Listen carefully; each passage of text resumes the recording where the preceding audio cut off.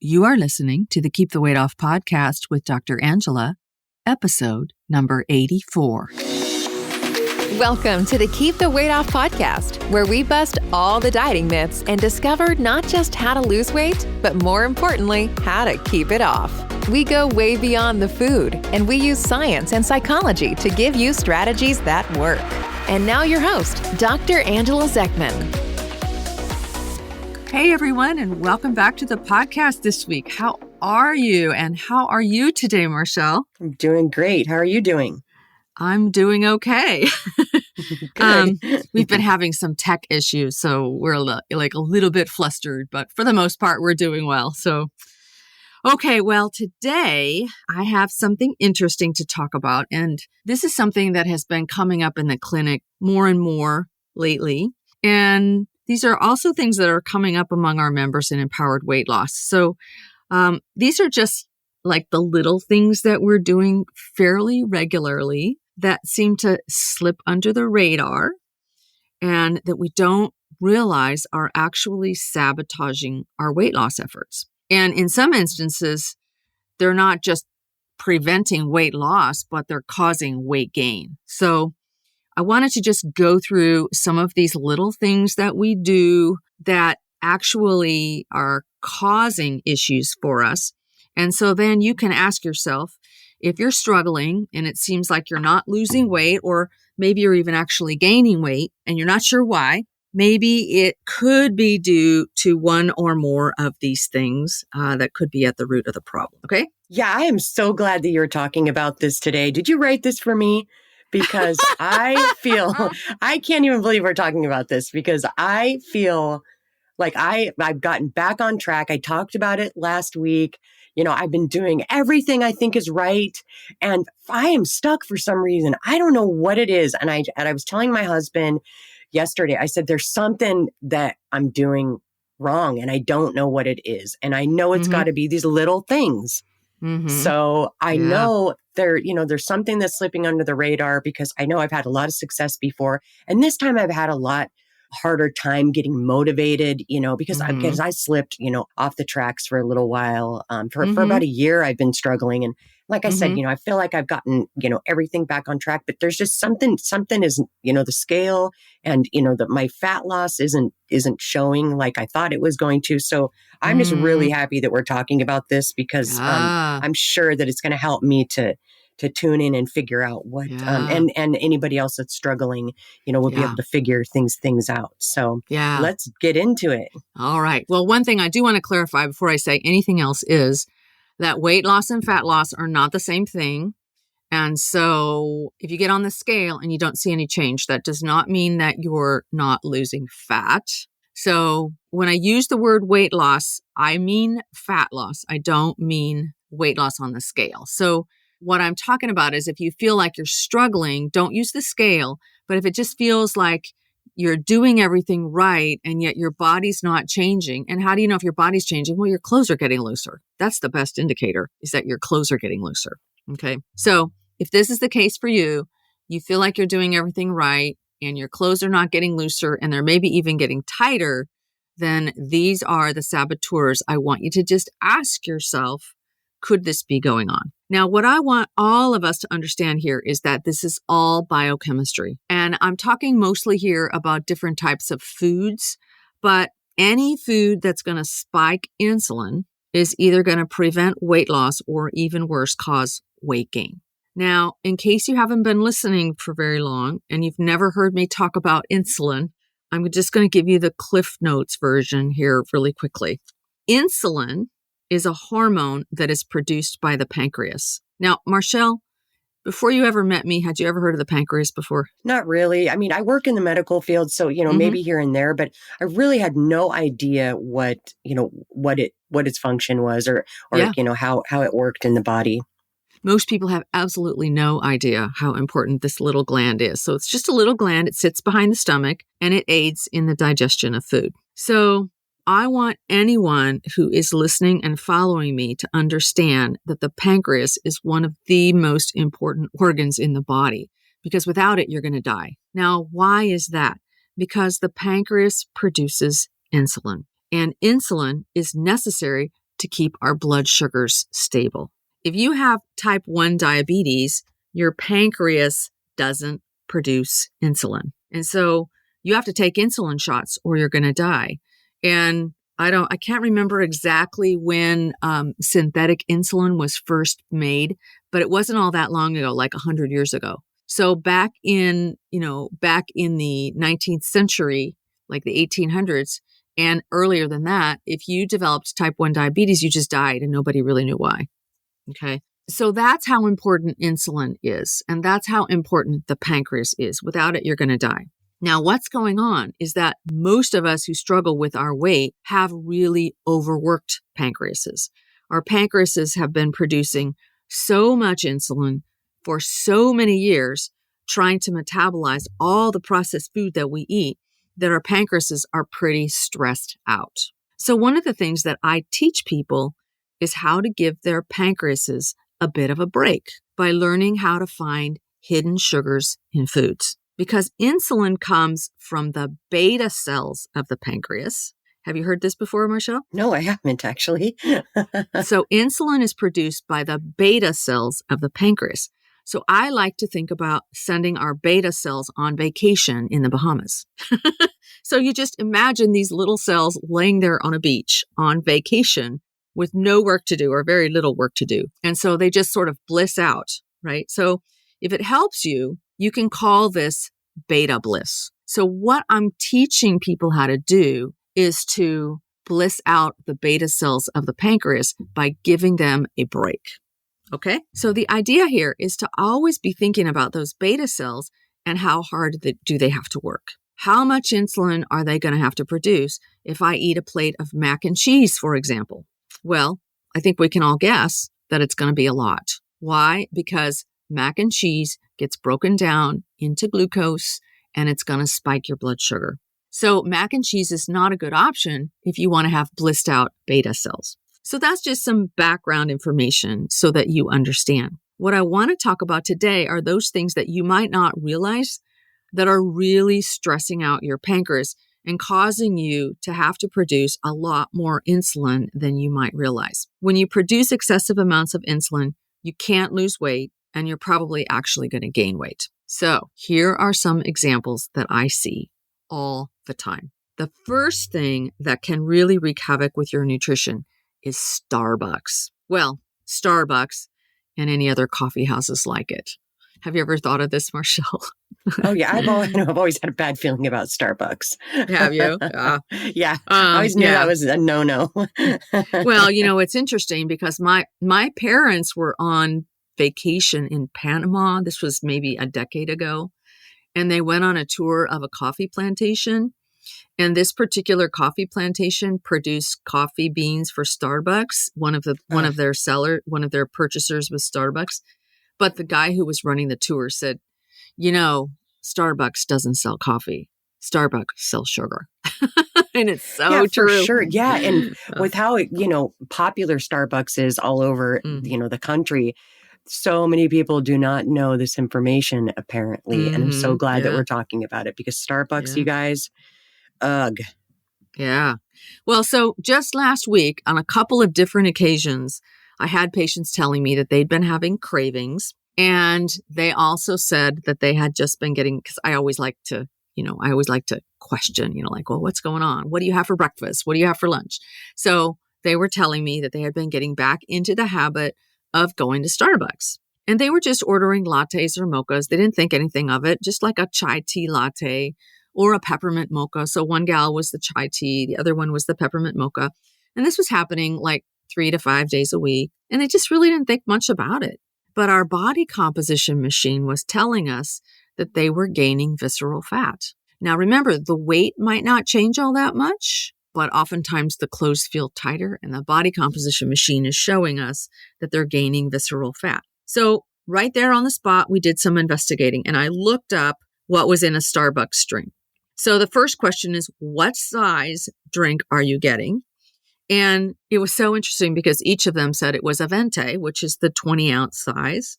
So, of course, our brains are always demanding the larger size drinks, of course. So, Marchelle, take a wild guess. This one woman said she was getting a venti chai tea latte. Take a wild guess. How many grams of sugar are in that? Okay, so with chai tea, I don't know if there's a lot of sugar in chai tea. 9 grams? I 9 would or guess. 10 grams.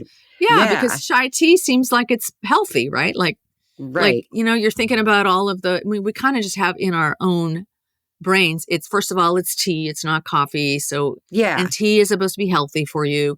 And chai tea, has all of these different herbs, the cinnamon and the cardamom and whatever, that are really good for you.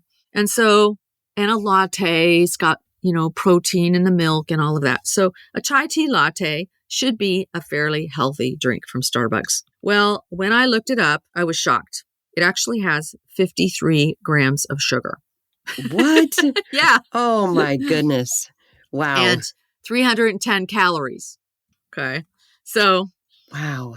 I know. So we think of this as this sort of innocent drink, and it packs a lot of sugar and a lot of calories. And of course, that's a lot of stress on our poor pancreatic beta cells, right? This is the opposite poor of beta bliss. Ouch. Poor pancreas. All right. So then a few days later, another gal comes in and she's like, she says, I've been getting these peppermint mochas. And it was a venti peppermint mocha. And she's like, probably 3 to 5 times a week getting a peppermint mocha. Want to guess how much sugar's in the peppermint mocha, Marshall?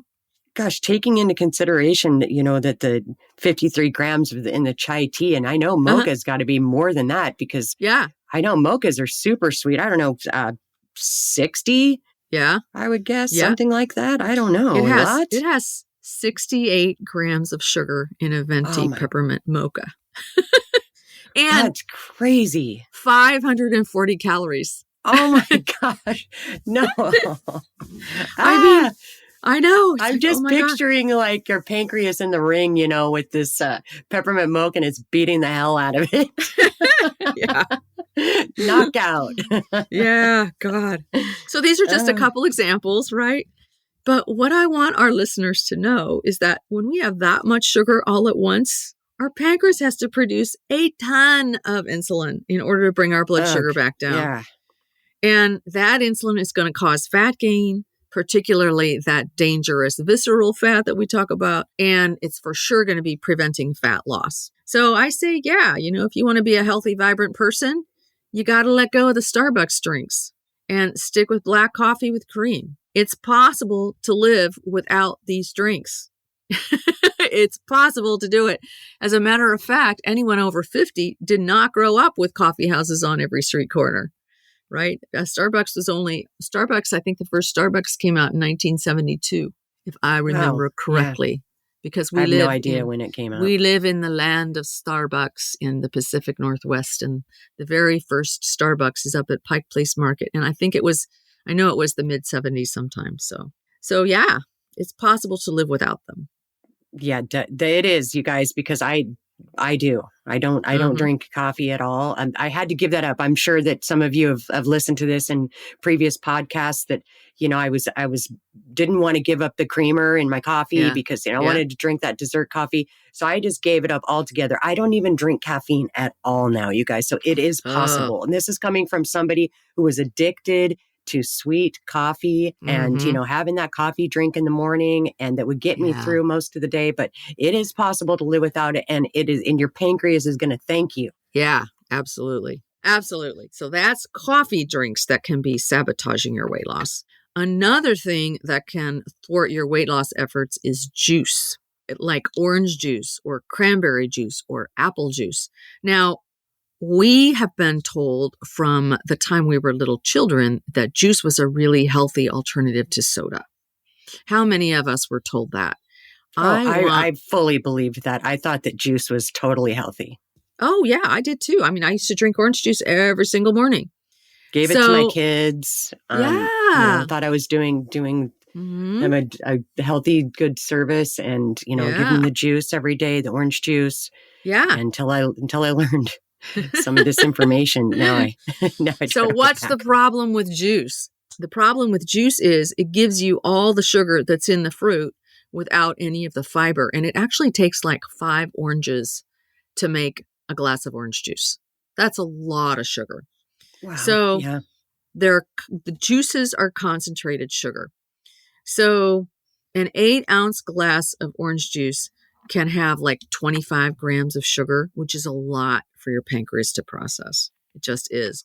And 8 ounces isn't that much juice. Most of us are probably drinking more like 12 or 16 ounces. So think about that. Like that's a lot of sugar. And also think about alcoholic beverages that are mixed with juice. Those things can really spike your blood sugar too. And, I'll talk more about alcohol in a minute, but just think about if you're going out on Friday nights and maybe you're having a Cosmo or something like that, like that's sugar in combination with alcohol. So think about juices and ask yourself if that could be a mistake that you might be making. Here's another common mistake that people make, and that is yogurts. So you have to be super, super careful when you're picking out yogurts because so many of them have so much added sugar. I have been completely bamboozled by the yogurt makers in my day.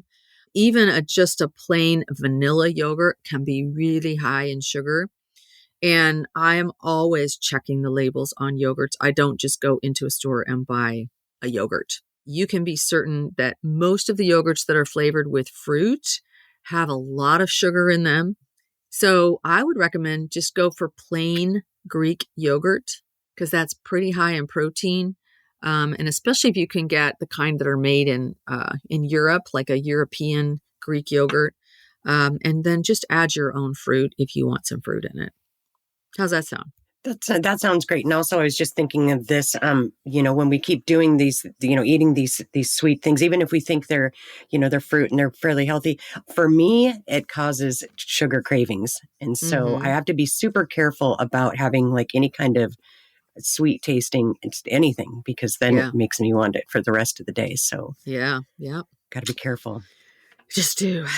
Here's another common source of hidden sugar that people are eating that they think is healthy and turns out not to be. And that is some of these protein bars. So there are a lot of brands of protein bars out there, but one patient last week brought in a Luna bar, which was a lemon flavored Luna bar, and we looked it up. So this is one of those seriously flawed products because all the ingredients are organic. And so you think it's really, really good for you. So we looked up the ingredients in the lemon Luna bar. So the first ingredient is organic protein blend. And then it makes a list of all the different organic sources of protein. The second ingredient is organic brown rice syrup. Now, do you realize organic brown rice syrup is actually sugar? Did you know that? Now. Yeah. And then the third ingredient is organic dried cane syrup. So that's sugar too. So 2 of the first 3 ingredients in Luna bars are actually sugar. So it may be organic, but it's still sugar, right? I've been so tricked by these protein bars. I tell you, I have tried them all, thinking that I was, eating a healthy snack. And until I've talked to you about some of these protein bars, and that lemon Luna bar is one of I feel like you're like looked in on my life in the last couple weeks, because that in particular one I have bought in the last couple weeks, and I didn't love the taste of it, so I quit buying them. But so that one stumped me. Yeah. So the Luna bars have a total of 24 grams of carbs and sugar that are going to spike your insulin. And they actually don't have all that much protein, not enough anyway. So again, this is just one example of the protein bars. You have got to look at everything very, very carefully and become a sugar sleuth if you're going to be eating foods that are made in factories. If you just go out and you buy real produce and real protein and real fats, you don't have to worry about any of this stuff. You don't have to worry about hidden stuff. But if you're buying stuff that has been in a factory that somebody has packaged and put together and put a wrapper around it, or put it in a can or a box or something, or a bottle or a container of some sort, just assume that it has sugar in it. Okay? So always be looking for hidden sugar. Do whatever you can to keep your sugar low so that your pancreas doesn't get too stressed out.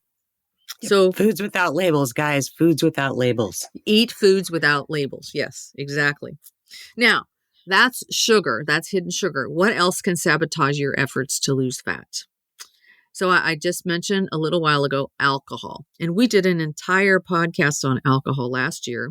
So if you want to go back and listen to it, it's podcast number 34. What I can tell you about alcohol is that your liver is going to metabolize alcohol calories and use it for energy before it's going to metabolize fat calories. So even if you're drinking just 1 or 2 drinks or more every day, it's going to be hard to lose fat because your body is preferentially going to use the alcohol calories for energy instead of using fat. Okay. The other issue is that when we drink, we have less control over our primitive brains. And I've talked about the primitive brain in the past as well. And what happens when you're drinking is that you're more likely to eat things that you didn't plan to eat. So if you think alcohol might be an issue for you, I'd encourage you to go back and listen to episode number 34 for more information about alcohol. Okay. Any comments on that, Marchelle? I do. I have a quick question. I hear this a lot when people are early in on their weight loss journey. So just so we can clarify this. So let's say you go out to Taco Tuesday night, right? Which a lot of us do. And you have you eat your tacos and you have a margarita. Is it true that your body will, the food that you ate, the tacos that you eat will just sit there in your stomach and your body will process the alcohol first, which causes more weight gain from the tacos, the food sitting there? Is that true? It's not quite that literal. Okay. So your digestive system is going to take all of those nutrients and absorb them all and process them all, right? Okay. And the alcohol is going to go to the liver for processing. And then those alcohol calories are what's going to be used first for energy. Okay. Makes sense. Thank you for clarifying that. All right. Yeah. Okay. So that's alcohol. The last thing I want to talk about that can really sabotage your weight loss efforts is stress. So this isn't necessarily something that you do or don't do in terms of eating and drinking, but just stress in general. And I could do a whole podcast on the effects of stress. I could probably do 3 or 4 podcasts on the effects of stress. But I want you to just think about all the different types of stress that we're dealing with these days. For example, if you are somebody who watches the news, like you get addicted to watching the news, that can wreak all kinds of stress. I've also heard people feel really, really stressed out because, I can't think what it's called. There's an app on your phone that you can get that will allow you to connect with your neighbors, like the Neighborhood Watch app. Not the Neighborhood Watch app, but what's it called? It's called Nextdoor. Nextdoor, yes. Yeah. So I just want everybody to be careful about paying too much attention to these things. If you pay a whole lot of attention to the news, what you're getting is curated information about all the bad things that are happening in the world, curated directly to your TV or your computer. Our brains were not made to worry about everything that's going on in the world. And I'm not saying that you don't want to be an informed person, but I am saying that you have to understand the job of the news people is to sell advertising. And the way they sell advertising is they get you riled up so that you'll pay attention. That's their job. Okay. What about the Nextdoor app? Well, what you discover is that it turns out like it's the lowest common denominator in many instances, and people get all worried about all kinds of things. And so I've had patients come in and they can't sleep at night because they've been paying attention to, all of the little burglaries or whatever that's happening. And they feel unsafe now, So I just want you to be aware. There's a fine line between being well-informed and being addicted to news and all of the stuff that's going on around you. And then it just can bring a real sense of insecurity. I call it being addicted to chaos, basically. Yeah. Mm-hmm. Yeah. So stress can and anxiety can keep you from sleeping well. Stress can come from being overworked. Stress can come from being an overexerciser. All of these things can increase your cortisol levels. Cortisol is the stress hormone, and that can sabotage your weight loss efforts. So my recommendation would be make sure that you're getting a walk in every day, not for weight loss, not because you're trying to burn calories, but because it's a form of self-care, and it will help you to metabolize the stress hormones and make sure that you're getting really good sleep, that you're sleeping well. And if you don't already have a meditation practice going, that's also a really good idea if you want to work on stress management. So those are just some sort of basic hints about stress. Okay. Another thing to do is to consider joining us in Empowered Weight Loss. That's the online program that I have available. What most of us don't understand is that a lot of times we're stressed out, not so much by the circumstances of our lives, but because we haven't been taught how to manage our minds. A lot of us just let our monkey brains think whatever they want to think, and we don't even attempt to supervise the thoughts we're thinking. And this is one of the things that I teach you in Empowered Weight Loss is how to think, how to manage your thinking so that you can be more peaceful, more effective, get more done in less time and with less effort. Is that making sense? Yeah, this is actually really great. I'm glad that you just talked about this too, because I never even considered controlling what I think. And I think a lot of people don't. No, so most of us have no idea. Yeah, definitely consider getting into Empowered Weight Loss. You guys have learned so much about my brain and about my body chemistry, about managing depression, meditation, all of that good stuff that's all behind the scenes of, it's way more to this than just what you're eating. For sure. Yeah. So get on board and do yourself a favor. Yes. The weight loss journey done well is a journey of powerful personal evolution, because it's not just about learning how to manage your food. It's about learning how to manage your biochemistry. It's about learning how to manage your brain. It's about learning how to manage the thoughts in your brain. It's about learning how to manage what you pay attention to in the world. There's just so much to it. There's a lot to it. Yeah, this is important stuff. Mm-hmm. Yeah. Yeah. Okay. So that's just some of the most common weight loss saboteurs that I see pretty much on a daily basis. So everyone, I want you to remember that anything that is going to spike insulin is going to sabotage your weight loss.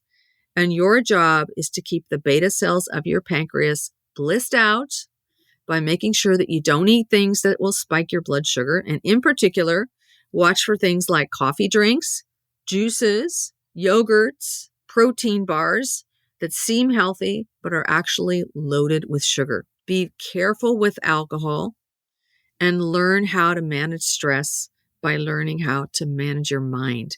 And we teach you all of this in Empowered Weight Loss. It starts with the Done with Dieting Bootcamp. All you have to do is go to journeybeyondweightloss.com/join to sign up, and take care, everyone. And we will see you all next week. Bye now. All right. Have a great week, everybody. Goodbye. Bye. Hey, if you really want to lose weight and keep it off for good, your next step is to sign up for Dr. Angela's free weight loss course, where you're going to learn everything you need to get started on your weight loss journey the right way. Just head over to journeybeyondweightloss.com/free course to sign up. Also, it would be awesome if you could take a few moments and write a review on iTunes. Thanks, and we'll see you in Journey Beyond Weight Loss.